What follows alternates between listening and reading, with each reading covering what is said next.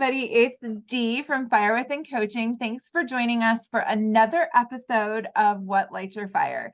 Today, we're talking to Antonia Varbanova. Hopefully I said that right. Yeah, Hi. perfect. How you doing today, Antonia? You doing well? Yeah, I'm well, and I'm very excited to be again I'm on your very podcast. excited too. So let's just jump right into it. So tell us a little bit about yourself. I'm from Bulgaria, and I'm 50 years old, midlifer, and but I lived outside my home country longer than I lived in it. My husband and I are expats, so we spent our life in different countries, different cultures. We experience different things. Wherever we go, we have to adjust. Right. Change is probably the one constant thing in my life because we constantly change. Yeah. And I guess this is where my love for changing and developing and growing and learning comes from, because we have to, if you want to feel well wherever you are, you have to adjust. You have to. Yeah. And that's one thing that I feel that we struggle with as, especially here in the US, is change. We don't really want to do anything outside of what we've been conformed to do. is, Yeah, is what I'm thinking.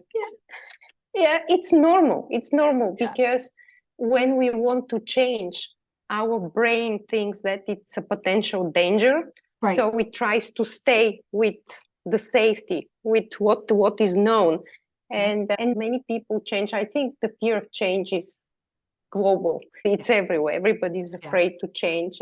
But for me, change is good. It's scary. Don't take me wrong. It will never become comfortable, but Yeah. I like change. Yeah, I do too. And I feel we let the fear of change stop us from personal and professional growth. I work with both men and women. And interestingly, some men and some women, when they reach midlife, they literally go YOLO. It's no, I have to do something, I have to change. Yeah. But then there is another part that they still want to change, but they're afraid to change because their mindset tells them that to change, they have to give up what they already have. Right. And most often, this is not the case. And I said it before many times, you don't have to give away the comfort and what you already built in Right. your life. But if you start planning and if you take the steps to actually stop for a second and explore what you want to change, where you want to be, you can plan, you can do some work, you can plan ahead, and then start the changes. You don't have to give away everything you have. Right. Change could be the next step. It doesn't have to be going backwards. But for many people, change means giving up what you already have, and it doesn't have to be. And I think this is a big misconception about what change in midlife is. Right. Because people think I have to give away the comfort and what I've already built to Right. start something new, or just take a different direction, and it doesn't have to be this way. Yeah, I love that because that's one thing for myself personally with fear is I would not do what I wanted to do because I was afraid of failure. And then it there's so many opportunities that I missed out on that I could have had if I just dealt with that fear. So I feel like preparing for that definitely would be helpful. So what do you do for your clients that they need to make that change? They need to remove something, like maybe someone who was in like a bad marriage for 20 years and then they finally get up the strength to leave, but that's still really difficult. Yeah, I don't deal with relationships. It's the rest of the life. But yes, let's say someone kind of splits with their spouse, and then they have to restart their life. They have to press reboot and start Yeah. again. And I would so there are two types of people. Some know where they want to go. For example, they have a hobby and let's say they're an accountant, but they love music and then decide, oh, I want to do something with music.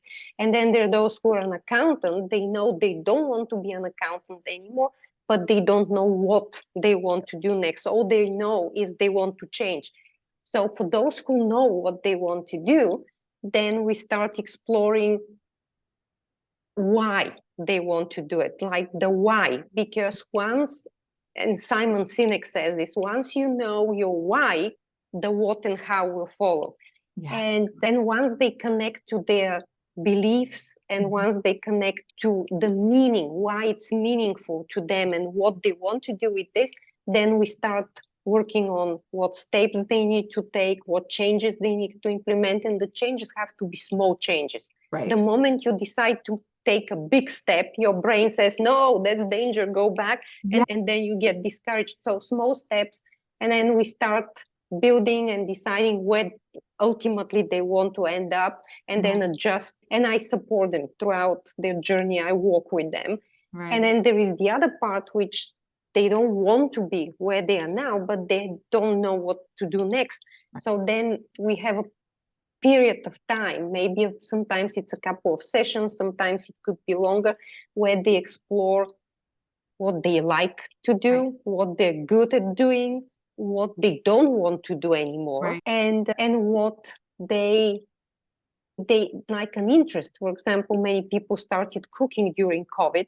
They started baking. And in fact, I know someone who Yeah. gave up her job. She was a flight attendant. She gave up her job and she opened a small shop where she sells pancakes. And this is her new business because and these are different pancakes. It's here in Singapore. So this woman discovered this Singaporean style pancake. So now she has a small shop and this is what she does. So Ooh. she discovered something in the process and turned it into a job. And then once they find out, these people, once they find out what direction they want to take, Yeah. then we go to the steps with the first Right. group. I love that. And I think that's something too that I feel like there's a mentality that you have to have the same career for forever until you retire. Mm. And that's just not true, right? Having the same career throughout your life, this was the life of our parents and their parents and the Yeah. parents before, so the previous generation. But the life we have now, it's different, Right. and many people still try to live the way their parents lived or their grandparents lived, but the new life structures are different and they cannot support this.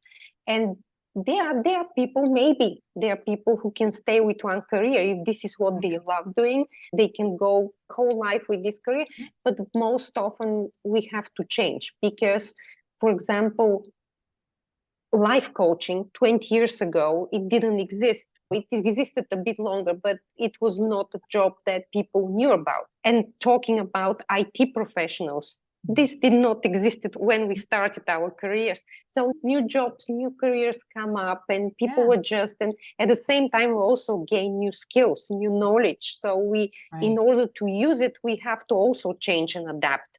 And we live in a very fast paced life. So a lot of new skills are coming to us all the Right. time. Yeah. Yeah. And there's also something to putting yourself in an uncomfortable position. Like if you're not maybe at midlife, but are not fulfilled, I feel like if you don't feel fulfilled, that's a huge indication that, hey, maybe something's wrong here. Yeah. Yeah. And I think if you don't feel fulfilled and if you're not happy where you are, then there is a disbalance in your life because, and when there is lack of balance, I think this is where anxieties and stress and Yep. depression comes into the whole picture. And then, yeah, then you want to be happy, but you can't find happiness because there is no balance. And I think that's the problem with a lot of people, and a lot of them don't realize this is what's happening. And it's really a lack of authenticity because you don't know who you are because you're not necessarily doing what fulfills you. You're just Eh, doing what your parents did and so on and so forth. That's how I got stuck in a career that wasn't for me was I grew up with Italian immigrants, and it was work. That's what you do. You work. You can go to school, be better, that's fine, but you work. So and it's the survival mentality of that generation. So it did take me personally a long time to realize, hey, you know what? That's not me. That's not the life that I want. I don't want to just survive. When you have a purpose and you use, some people don't like the word passion, and they don't want to connect what you do with passion, because some people think it's not serious, Right. and it's not sustainable. But I think you can find something that you're passionate about and then work around it, because when you have passion and when you really have fire inside you, Yeah. then you work and you enjoy your work. And we spend a third of our life working. So Yep. why would I want to work and do something that I feel miserable doing it, when I Right. can find something that I can be good at it, it can sustain my life, and I can enjoy it at the same time. But again, you need to put a little bit of work into this and Mm. plan it and think about this.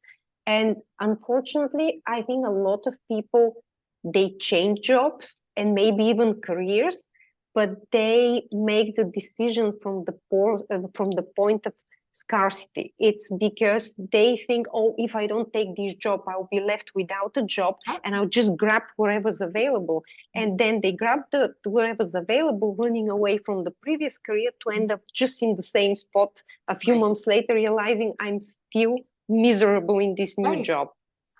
Oh, absolutely. And I feel like that's probably happens a lot, right? I think this is how our generation, now you're younger than me, but our generation, That much this is younger. how I'm only 8 years younger than you. you look much younger. But our generation, this is how we grew up. If someone was, if someone lost their job or quit their job, and they didn't have a new job lined up, suddenly it's a failure, and this person will never find a job. And what if you can't pay the bills? So this mentality that I need to have a job straight away, so I'll grab whatever's available, Right. is not serving us. I think that people correlate money with success and money with happiness, which I get. You need money to do the things that you want, or depending on what it is that you want. So it's like a chicken and egg thing where you need money to do what you want, but you don't necessarily need money to survive if you've had, as long as the resources are there for you. Let me say that. No, yeah, no, it's true. It's people go after the money, but it doesn't have to be one or the other. And this is what Doesn't. I'm trying. This is the message that I'm trying to tell my clients. And it doesn't have to be a sacrifice. If you do some planning and a little bit of work, most often you don't have to go through major transitions. There are people who can do this and they want to do this, like complete change their lifestyle. Like during COVID, there are a lot of people who quit their jobs, and I even know of a family that they lived in the US and they literally quit their jobs. They packed their stuff and went to live in the woods. They just wanted to go off grid because Yeah. they wanted a quiet life. And it works for them. It's a Right. total transition, but you don't have to do such drastic changes to be Right. happy. Absolutely. That goes back to what you were talking about before, where make those small steps. Mm. Because when you do it all at once, that's overwhelming. Definitely. And you get discouraged, like you said. And if you get discouraged, you might not do it Mm. again. Yeah.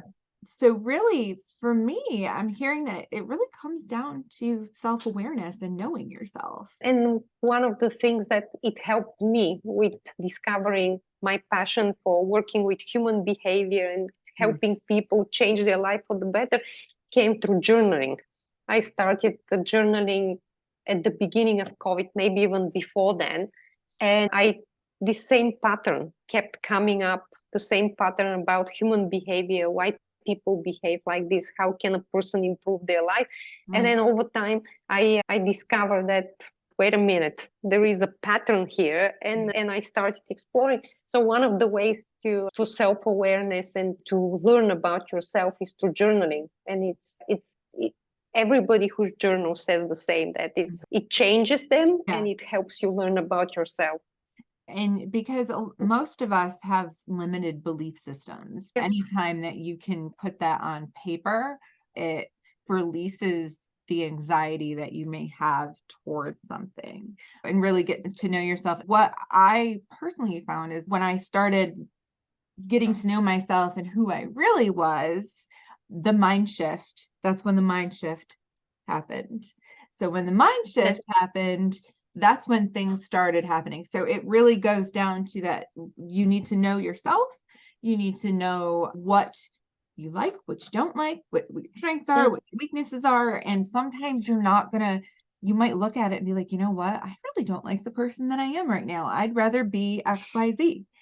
And I think that's normal for people to have those Yeah, thoughts. yeah, yeah, yeah. Everybody has something that I think everybody has something that they don't like about themselves. Mhm. And with some self-awareness, you can always improve and change and be happier. Because usually the things that we don't like about ourselves are the things that stress us out. Because maybe honest, I don't know.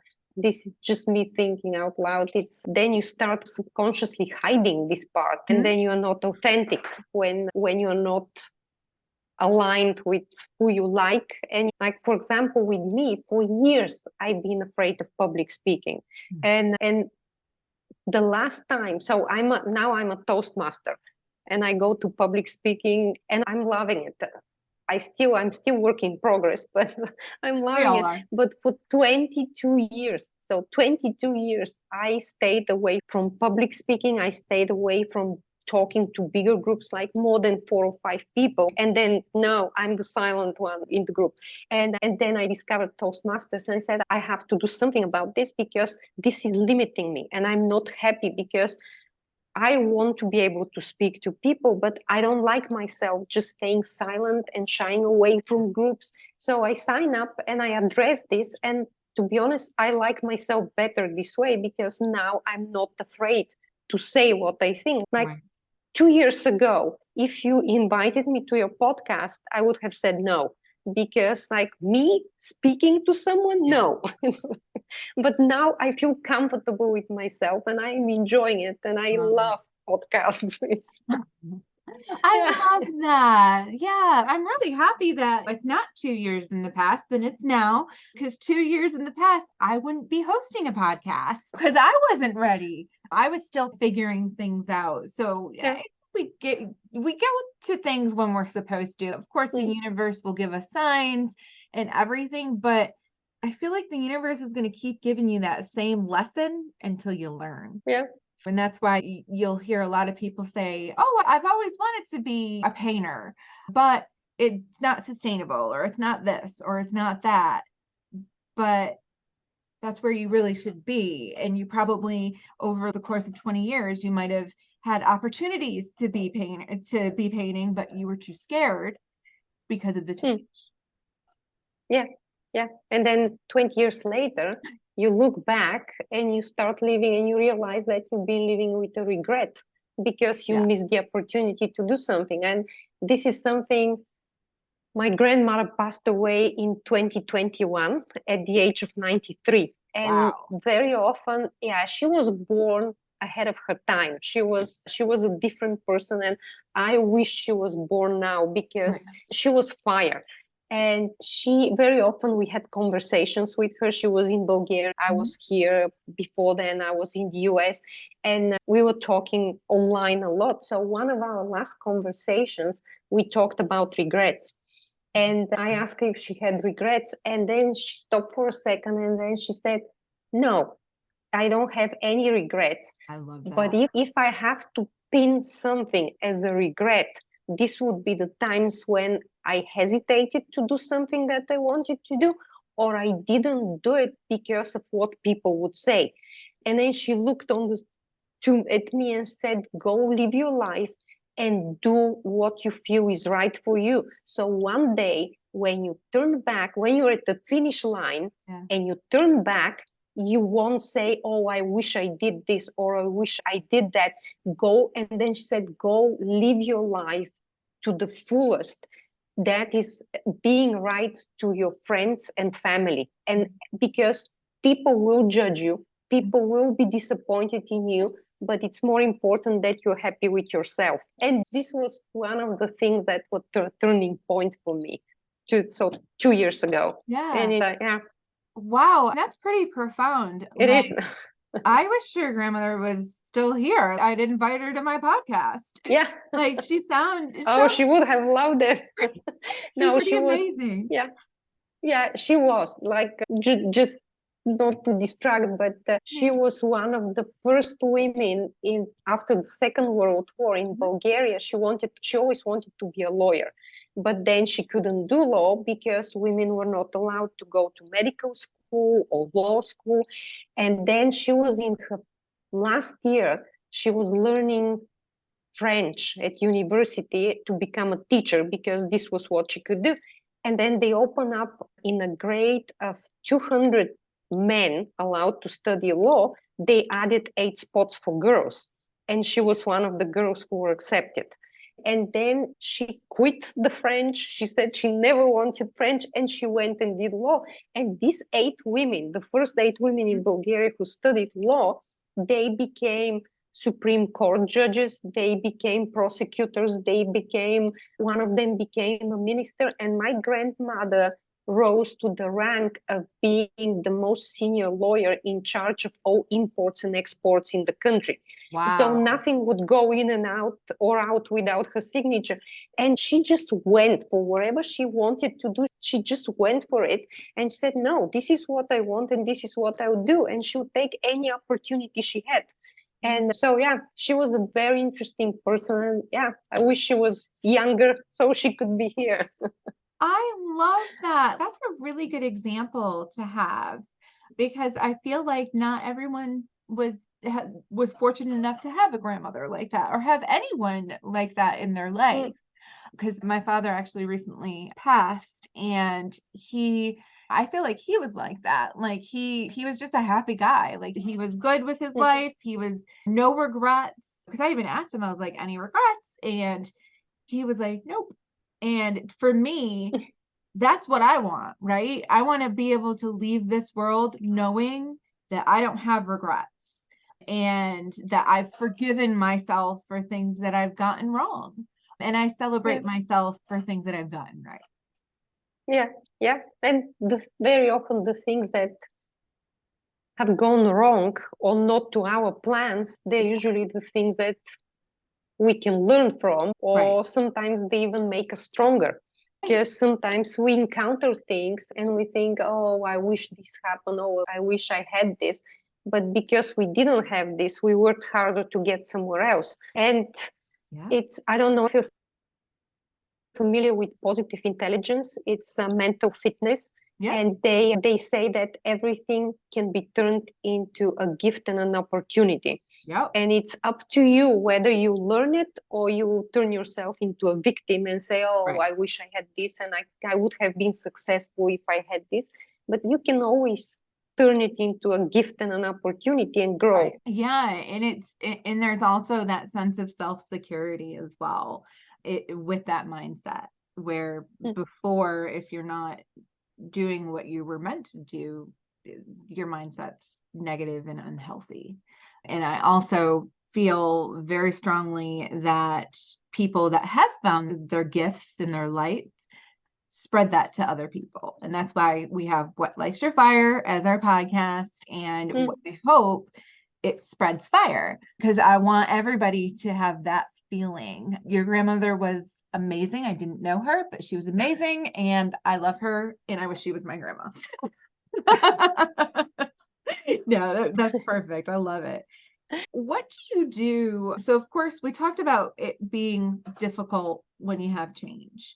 So, what tips do you have for other people that want to pursue their passion, but they just don't maybe have that motivation? What tips or motivation can you give them?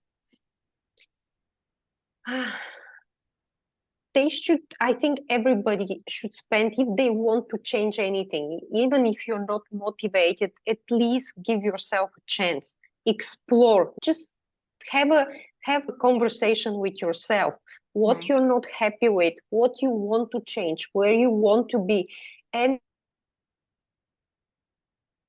just explore the possibilities, Right. because once you allow yourself to even daydreaming. If you daydream, your brain can imagine the possibilities, Yes. and it opens up doors for you to explore and to think about what I can do about this, Yeah. what can I change. And like when we watch movies, Yeah. let's say a scary movie, Mhm. our brain doesn't know if it's real or not. The brain takes it as real. So if you daydream and if you allow yourself to think about the possibilities, your brain will get motivated because Right. you see something that you want, and then your brain starts thinking about this, Yeah. and I think this motivates you. I love it. And just as I said, journal. Yeah. Even if you don't have a lot of time, just 1 page a day. Just start Right. like 5 minutes, or time it. If it's not the whole page, like 5 minutes. I have five Right. minutes. Just write down your thoughts, what you think, what you feel, like what's going on through your mind right Right. now. It could be I'm scared, Right. but it could be I want to do this, but just write it down, and then Right. a few weeks later go back through the pages and see, and you start seeing patterns, you start seeing Right. what really matters to you. And then, yeah, I know I don't like social media much, though we use social media all the time, Yeah. but there are a lot of things, on YouTube Mhm. and on Instagram where you can listen to motivational speakers. Just write a topic and listen, Right. and you can motivate yourself. Find people who do what you want to do, Yeah. talk to them, Love and it. see how they've done it, or see what they like about the job, let's Right. say a career. And just surround yourself with people who can motivate you and keep you positive. Yes. And that makes all of the difference. Mm, And that's why we have burnout in the workplace, right? Because you're not in a good space. And you probably, if you're not in a good space, then everything that you see through your lens is not going to be in a good mm, space either. yeah, So if yeah, you're negative, everything's going to look negative as well. And it might be negative, but you can't change other people. You can only change yourself. Um, true. Yeah. yeah. Yeah. It took me a long time to figure that out. It's me. Okay. Yeah, no, it's, yeah, you can, the only thing you can change is yourself. And Yeah. then others, you can try all you want, you can talk to them, you Mhm. can give your opinion, but ultimately they have to be the ones to do the changes. My dad would always say, you can lead a horse to water, but you can't make it drink. Yeah, I miss his little, he always had like little stories like that, like wisdom, little Freddie wisdoms that he would give. And that was one of them that's always stuck with me is, yeah, yeah, like you can, it's yeah, true. and it's a good one. Let's say we had a time machine and in 10 years you were able to come back to this moment. What is your person yourself in 10 years going to say to you about everything that you've accomplished? Ah, wow. I would just remember what my grandmother told me, and 10 years from now, I would just see, oh, you did it. Good for you. Yeah, You I should don't want to have regrets. exactly. You should do a frame, write down all of her words and frame it, and that's your motivation right there. Yeah, yeah. I wrote it down because when she said it in Bulgarian, but the moment we finished talking, I just sat down and I wrote it down in English because I thought this is something that I think will be helpful to Right. many people to hear from a Absolutely. person who is, and she often often she would talk and she say that she's by the finish line, she's on the final stretch, she's at the end of the road. So Oh, she always said things like this. yeah. Yeah, and I thought this would be helpful from someone who is actually at the end of the road, how they would look back. Yeah, and that's a really good point. I feel like because death is difficult. It's depending on the situation, it might be difficult on the people around them. It's definitely difficult on the person. But if we stop to listen to what those people say, that they know that they're going to die, that's the wisdom. That's a golden nugget, is what that is. That Yeah. is a golden nugget. Because my dad was, when he died, he was talking a lot before he died, and just we were just soaking it in, and we were like, wow, look at all this wisdom that he's giving us, that when I was a teenager I didn't want to listen to. Or it's sad that it took me a long time to figure it out, but I really do think that we can learn from people that are at the end of their life. Yeah. Now it's I don't know if Daniel Pink, he's an author, and he wrote many other books, but his latest book is on regret. And this is what he says, that most people at the end of their life, most people have not other regrets but the regret of missed opportunities. And Yeah. they say, I wished I did this, I wished I took the chance, I wished I invited so and so or Yep. asked so and so out. It's the missed opportunity. Yeah. So it's important. And yes, the wisdom of age, very often we don't listen Yeah. to them. Yeah. But it's, yeah. And until you become a parent, and then you're trying to give your child wisdom and they don't listen. And that's, oh wait. Yeah. So I want to take this time for you to shout out your business. Go ahead and brag on yourself. Let our people, our viewers, know where to find you. So let's hear it. Thank you. Thank you. Yes, as we talked earlier, I'm a midlife life coach. I work with midlife men and women who want to change their lives, whether they want to change their whole life or different aspects of Mhm. their life. And you can find me on my website, which is connectingfragments.com. So I help them connect the fragments so Love so they that. can build their new life. And yeah, you can find me on LinkedIn. If you type Antonia Varbanova, you'll find me there. And Love it. yeah, and you can find me here on your podcast. I just want to say, give yourself a chance, just explore Mhm. and then see where it may take you. Yeah. Change is not that scary. Yes, absolutely.